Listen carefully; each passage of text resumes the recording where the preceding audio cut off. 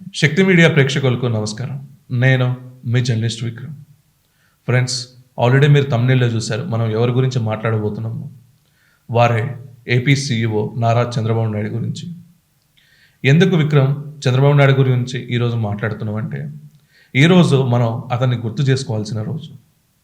ఎందుకు అనంటే, కరెక్ట్‌గా 2 సంవత్సరాల క్రితం సెప్టెంబర్ 9, 2023 ఆ ప్రజానాయకుడిని సంకెళ్ళు వేసిన రోజు.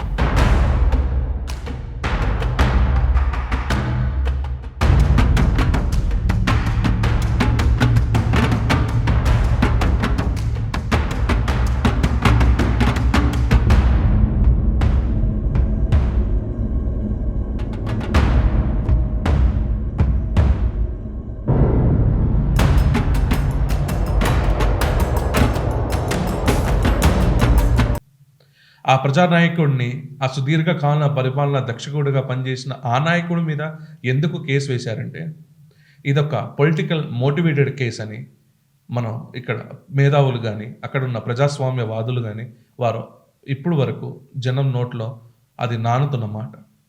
ఎందుకంటే 75 సంవత్సరాల అతని వయసులో దాదాపు సుదీర్ఘకాలం విద్యార్థి దశ నుంచి ఇప్పటి వరకు ఒక పొలిటికల్ లీడర్‌గా అంచెలంచెలుగా ఎటువంటి పొలిటికల్ సపోర్ట్ లేకుండా ఎదిగిన వ్యక్తి నారా చంద్రబాబు నాయుడు గారు.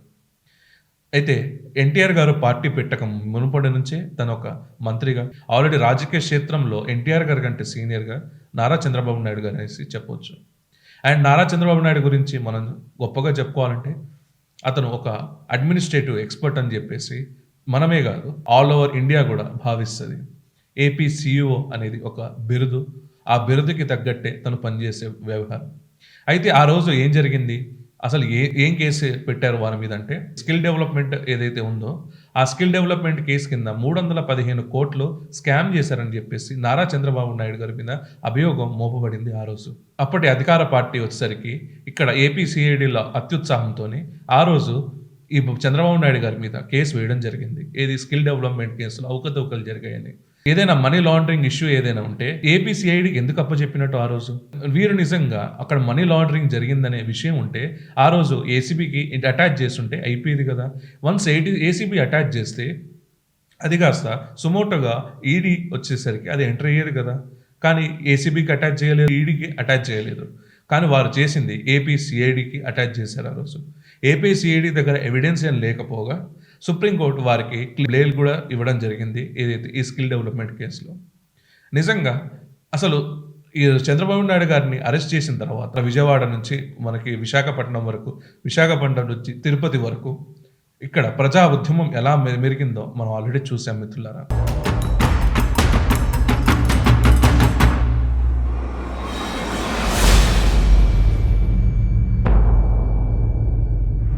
రైతులు, స్టూడెంట్స్, సాఫ్ట్‌వేర్ ప్రొఫెషనల్స్ అందరూ ముక్తకంఠంగా రోడ్డుకి వచ్చి నిరసనలు తెలిపిన సంఘటనలు మనం చూసాం.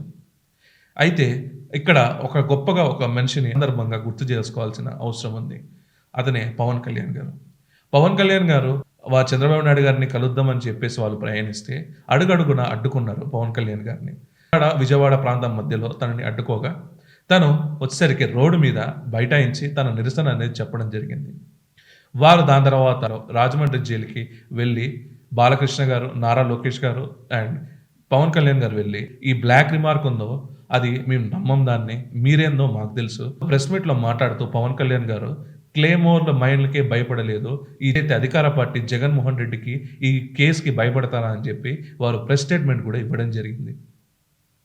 నిజంగా ఇది కట్ చేస్తే మిత్రులారా, ఇది I'm with CBN social media నుంచి ప్రతి జిల్లాలో, ప్రతి రాష్ట్రాల్లో, ప్రతి దేశాల్లో కూడా అంతర్జాతీయ విధంగా అంతర్జాతీయ ప్లాట్‌ఫామ్స్‌లో ఏదైతే రోడ్డు మీదకొచ్చి ఐఎమ్ విత్ సిబిఎన్ అని చెప్పి చాలా ప్రొటెస్ట్‌లే జరిగినాయి.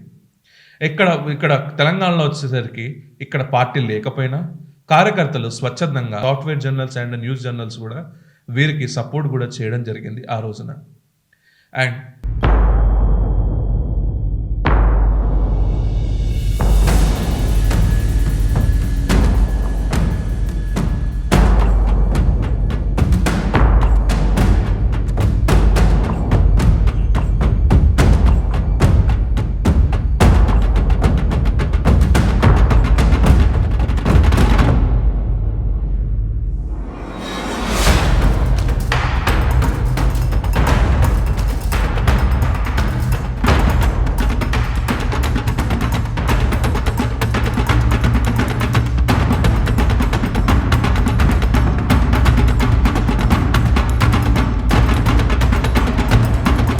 ఇంకొకటి ఏందంటే కరెక్ట్‌గా చెప్పుకోవాలనుకుంటే మనకి ఎలక్షన్స్ పీరియడ్‌లో ఇక్కడ కూటమి అయింది.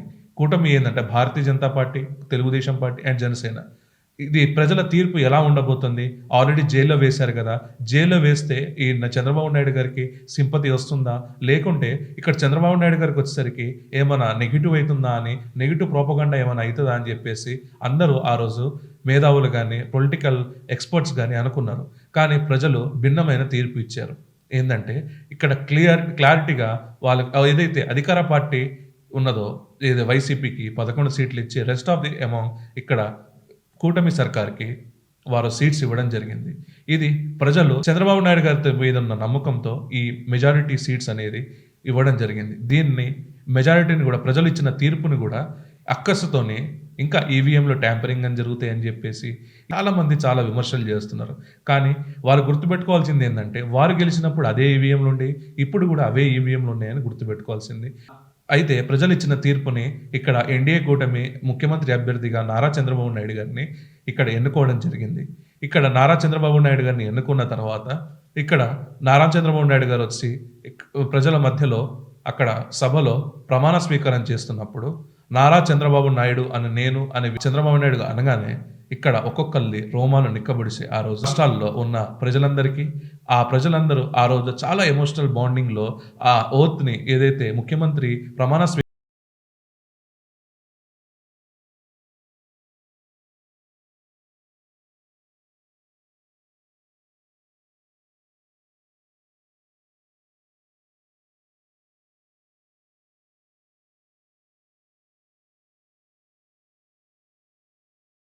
ముఖ్యమంత్రిగా తను ప్రమాణ స్వీకారం చేసిన తర్వాత నరేంద్ర మోడీ గారిని వచ్చి హత్తుకున్న క్షణాలు మనకింకా కళ్ళ ముందు మరవలేని అని కూడా మనం చెప్పుకోవచ్చు. ఎందుకంటే అక్కడ ప్రధాని నరేంద్ర మోడీ గారిని వచ్చి హత్తుకున్న తర్వాత అంత స్టబ్బన్‌గున్న మనిషి క్లెయిమోర్ మైండ్ బ్లాస్ట్ జరిగినా గూడా అతను లేచి రాజకీయాలు చేద్దామని అంత స్ట్రాంగ్ మనిషి అయినొచ్చేసరికి ప్రధానమంత్రిని ఆలింగనం చేసుకొని కంట్లో నీళ్లు పెట్టుకున్న క్షణం ఏదైతే చూసామో ఇక్కడ చాలా ఎమోషనల్‌గా ప్రతి ఒక్కళ్ళకి అనిపించింది. ప్రతి ఒక్కరి కంటి నుంచి నీరు గూడా వచ్చింది ఆ రోజు. ఇది పెట్టడం, ఇలాంటి దుర్ఘటన జరగడం, జైల్‌లో దాదాపు కొన్ని రోజుల పాటు వాళ్ళు జైల్‌లో ఉండడం, ఆ జైల్‌లో ఎంత అనుభవించిందో ఆ కంటి చుక్క రూపంలో అవన్నీ మనకి కనబడ్డాయి మిత్రులారా. నిజంగా చంద్రబాబు నాయుడు గారు ఆ రోజు అంత ఎమోషనల్ అవ్వడానికి కారణం ఏందంటే, ఇంత రాజకీయం చేసిన నన్ను జైల్‌లో పెడతారు. అది గూడా ఫాల్స్ కేస్‌లో పెడతారా అనే ఒక గిల్టీ ఫీలింగ్ తనకి ఇప్పటికి గూడా సీఎం అయినాక గూడా ఇంకా అదే ఉంది. కానీ ఇక్కడ చంద్రబాబు నాయుడు గారి వారి ప్రజాక్షేత్రంలో వారు ఎట్లాంటి హుందా రాజకీయాలు చేస్తారో ఒక నిదర్శనం ఏందంటే, చంద్రబాబు నాయుడు గారిని అరెస్ట్ చేసి 2 సంవత్సరాలు కావస్తున్నా రాష్ట్ర ప్రభుత్వ అధినాయకుడిని ఇప్పటి వరకు వారిని వచ్చేసరికి ఏ కేసులో వారిని అరెస్ట్ చేయలేదు, వారిని జైలుకి పంపియలేదు.